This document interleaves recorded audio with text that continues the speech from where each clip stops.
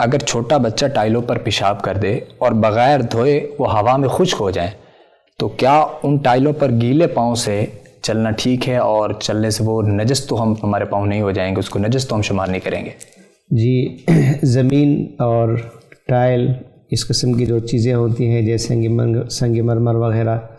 اس کا حکم یہ ہے کہ اگر ان پر نجاست لگ جائے، جیسے چھوٹے بچے نے پیشاب کیا یا اور کوئی نجاست لگ گئی اس پر، اور وہ نجاست سوکھ جائے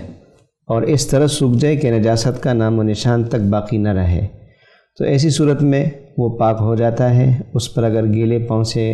کوئی چلتا ہے تو وہ پاؤں ناپاک نہیں ہوں گے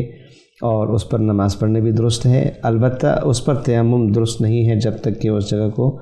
صاف نہ کر دیا جائے، اور اگر فرش ہے، ٹائل ہے تو اس کو دھو نہ لیا جائے۔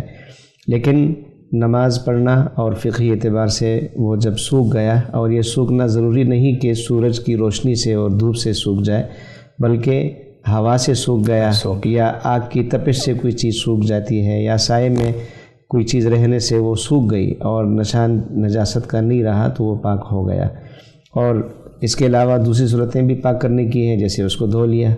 تو اس سے بھی پاک ہو جائے گا، لیکن سوکھنے سے بھی پاک ہو گیا اور اس پر اب چلنے سے دوبارہ پاؤں ناپاک نہیں ہوں گے۔